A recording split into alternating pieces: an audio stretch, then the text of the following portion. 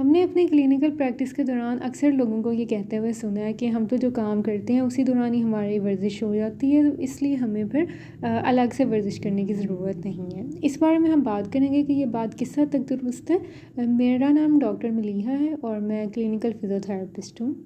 इसमें सबसे पहली बात तो ये है कि हम जब भी कोई काम कर रहे होते हैं, जैसे कि जो लोग कंप्यूटर पे काम करते हैं या फिर हमारी जो ख़वातीन घरों में काम करती हैं, या इसके अलावा और भी जो लोग खेती बाड़ी करते हैं या कोई भी काम करते हैं, तो उस दौरान जब वो अपनी बॉडी को मूव कर रहे होते हैं तो उस चीज़ को फ़िज़िकल एक्टिविटी कहा जाता है। इस वक्त आपके सामने एक टेबल नज़र आ रहा है जिसमें फ़िज़िकल एक्टिविटी और एक्सरसाइज में कुछ डिफरेंसेस के बारे में बताया गया है। जब हम कोई फ़िज़िकल एक्टिविटी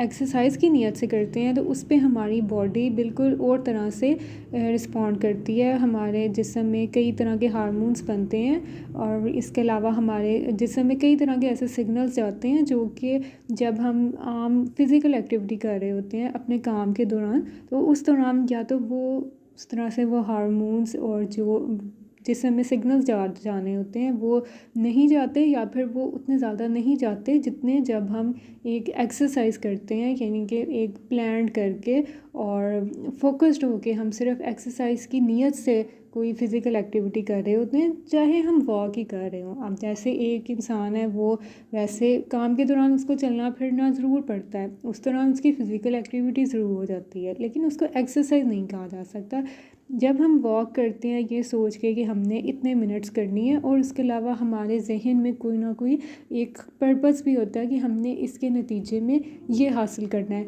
जैसे कि हमारे पट्ठों में खिंचाव है हमने उसको कम करना है, या फिर जिन लोगों को डायबिटीज़ हुई होती है, स्पेशली जो टाइप 2 डायबिटीज़ है, उसमें वॉक का बहुत बेनिफिट होता है। जो हमारे सेल्स होते हैं जैसे कि मसल सेल्स हो गए या लिवर सेल्स हो गए, उनमें जो हमारा ये ग्लूकोज जो कि हमारे ब्लड में जमा हुई होती है वो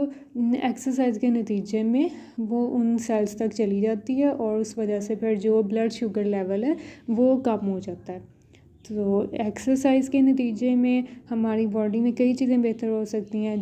जो जैसे ये आपके सामने भी दिखाई गई हैं। इसमें मस्कुलर इंडोरेंस है, मस्कुलर स्ट्रेंथ है, इसके अलावा जो हमारे दिल और सांस लेने का अमल है उसमें बेहतरी हो सकती है। तो ये जो सामने इस टेबल में ये जो चीज़ें दिखाई गई हैं इनके बारे में हम फिर किसी वीडियो में डिटेल से डिस्कस करेंगे। आज की एक वीडियो का पर्पस यही था कि हमें जो एक्सरसाइज है उसको अपनी रूटीन बनाना चाहिए, चाहे हम एक दिन में 15 मिनट से 30 मिनट तक ही एक्सरसाइज करें। जो भी हमारी बॉडी की ज़रूरत है उसके अकॉर्डिंग हमें एक्सरसाइज ज़रूर करनी चाहिए, चाहे हम वॉक कर लें या हम स्ट्रेंथनिंग एक्सरसाइजेस कर लें। जो भी हमारी बॉडी की रिक्वायरमेंट है उस लिहाज से हमें एक्सरसाइज ज़रूर करनी चाहिए।